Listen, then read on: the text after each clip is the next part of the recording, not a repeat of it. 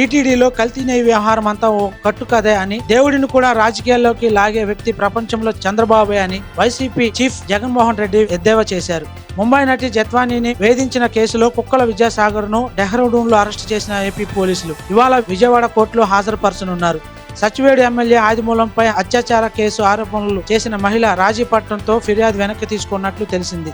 AP ప్రభుత్వం మందుబాబులకు good news చెప్పింది. Popular బ్రాండ్లను త్వరలోనే తీసుకొస్తామని ఎక్సైజ్ శాఖ అధికారులు వెల్లడి చేశారు. మణిపూర్ పై దాడులకు మయన్మార్ నుంచి 900 మంది చొరబాటుదారులు వచ్చినట్లు సెక్యూరిటీ అడ్వైజర్ కుల్దీప్ సింగ్ వెల్లడించారు.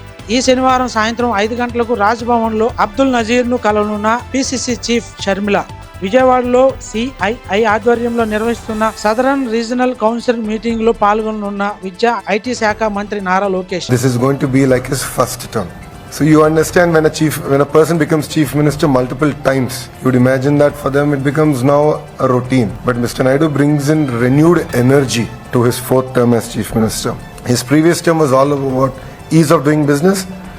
Now it's about speed of doing business. So because investments have increased, investing in hundreds of crores was a big deal. Now everything has become thousands of crores. So a project getting delayed by 3 months, 6 months derails your entire business plan, and we as state understand it. So we have been talking about speed of doing business, and that's what we will stand for. And we are going to compete with other states to deliver on this. YCP నేత విజయసాయిరెడ్డిపై TDP మాజీ MLC Buddha Venkanna fire అయ్యారు. Chandrababu, లోకేష్లపై Twitter ద్వారా మురుగుతున్నట్లు విజయసాయిరెడ్డిపై ఘాటు వ్యాఖ్యలు చేశారు. ప్రకాశం barrage వద్ద బోట్ల తొలగింపు పూర్తయినట్లు అధికారులు చెప్పుకొచ్చారు. నైరుతి బంగాళాఖాతంలో ఎల్లుండి అల్పపీడనం పడనున్నట్లు వాతావరణ శాఖ తెలిపింది. విస్తారంగా వర్షాలు కురిసే అవకాశం ఉన్నట్లు వెల్లడి. అక్టోబర్ నుంచి గ్రామ సభలు పెట్టి కొత్త వారికి పెన్షన్లు ఇవ్వనున్నట్లు ఏపీ సీఎం చంద్రబాబు ప్రకటన చేశారు.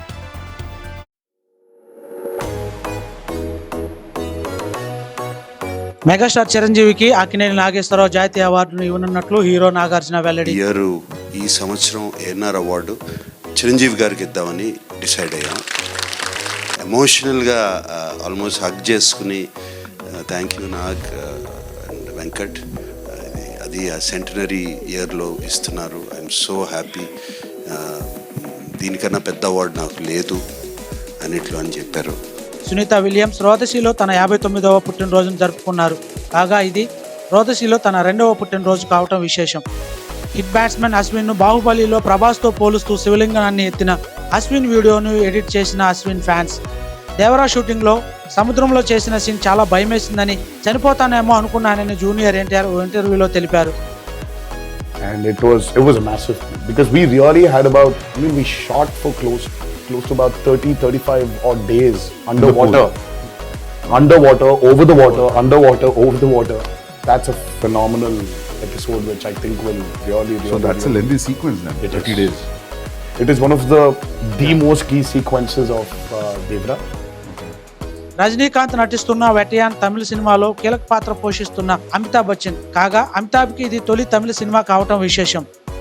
AP deputy CM Pawan Kalyan పై నటుడు ప్రకాష్ రాజ్ మండిపడ్డారు. తిరుపతి లడ్డూపై ఊహాగానాలు చేయవద్దని ట్వీట్ చేశారు. సూపర్ స్టార్ మహేష్ బాబుపై తెలంగాణ మాజీ మంత్రి కేటీఆర్ ఫైర్ అయ్యారు. చెత్త సినిమాలు చేసి ఇమేజ్ ను డ్యామేజ్ చేసుకోవద్దని హితవు పలికారు. తమిళ స్టార్ హీరో విజయ్, త్రిషకి రహస్యంగా నిశ్చితార్థం జరిగిందంటూ సోషల్ మీడియాలో వైరల్ అవుతున్న త్రిష విజయ్ ఫోటోలు.